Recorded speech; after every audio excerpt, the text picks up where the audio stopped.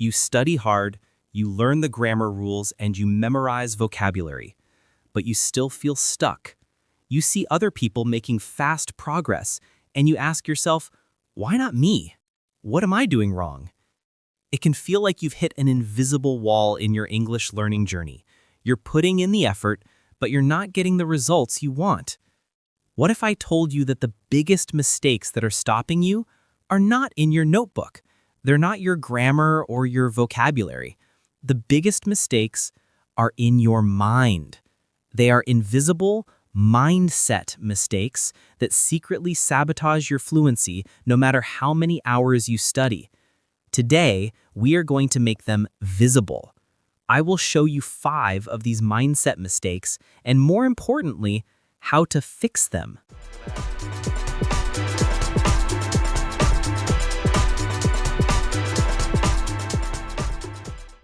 Hello, everyone, and welcome back to the English Zen Podcast. My name is Liam.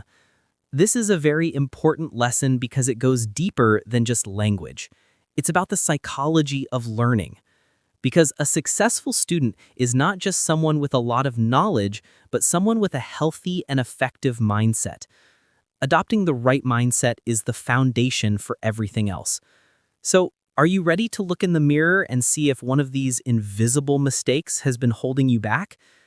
Let's begin with the mistake that affects the most dedicated and intelligent students, the one that promises perfection but only delivers paralysis. Let's talk about the perfectionist trap. The first invisible mistake is the perfectionist trap. This is the belief that you must speak or write English perfectly before you are allowed to communicate. The perfectionist waits until they know all the grammar rules and all the vocabulary before they try to have a real conversation. But that day never comes. They are so afraid of making a small mistake that they end up making the biggest mistake of all. They don't practice. Think about it this way. A perfectionist learner might know 500 words, but is too afraid to speak because they might use the wrong preposition.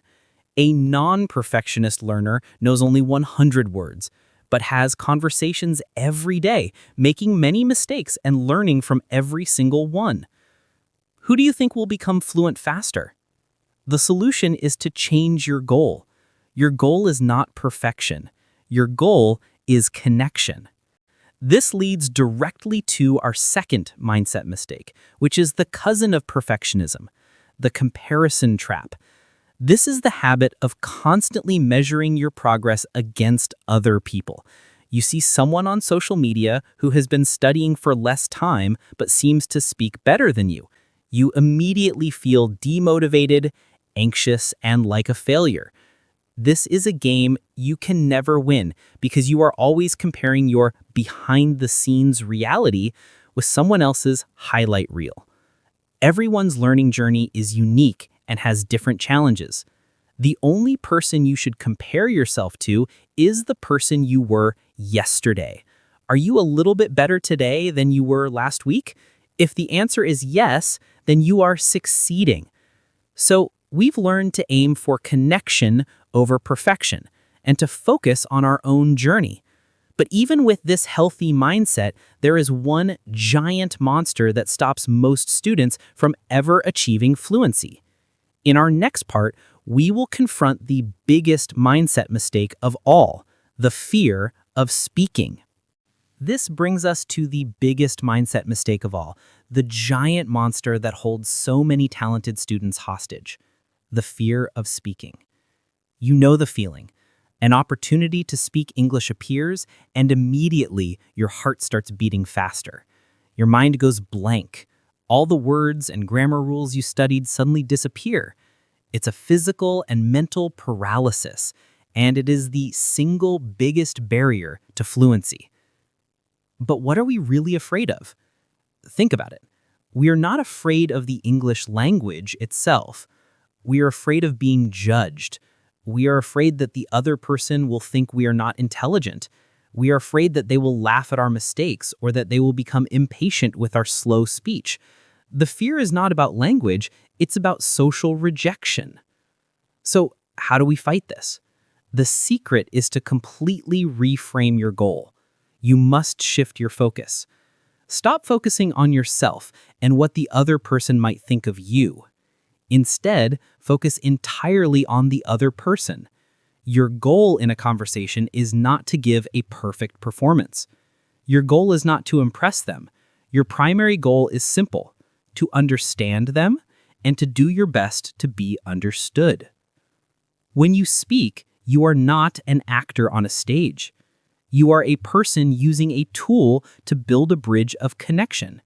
If a carpenter uses a hammer and misses the nail, they don't feel deep shame, they simply adjust their aim and try again. It is the same with language. A mistake is not a reflection of your intelligence, it is just a missed nail.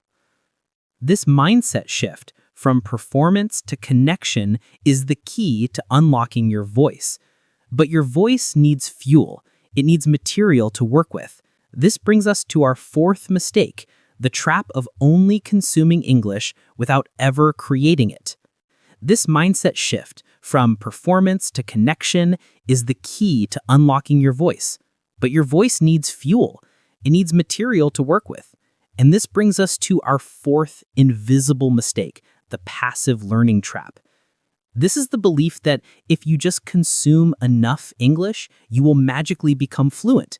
You watch hours of TV shows, listen to podcasts all day, and read news articles.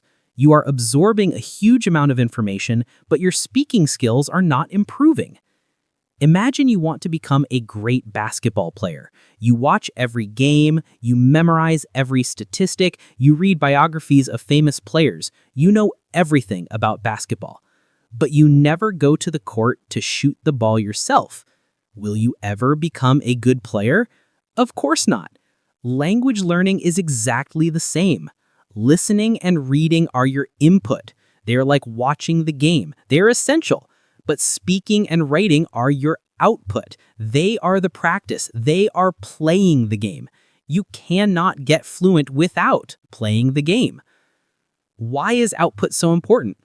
Because it forces your brain to actively retrieve information, not just passively recognize it. When you speak or write, you have to search your brain for the right word, put it into a sentence with the correct grammar, and produce it. This process of retrieval is what builds the strong, fast neural pathways you need for fluency. It's the difference between recognizing a friend in a photo and remembering their name by heart. The solution is simple. Balance your input with your output. For every hour you spend watching a series, try to spend 10 minutes speaking about it. Now you are aiming for connection, not perfection. You are focused on your own journey, speaking without fear, and balancing input and output. You are doing everything right. But there is one final, subtle trap that can destroy all of this great work.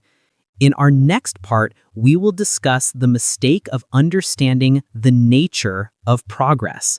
So, you are now doing everything right.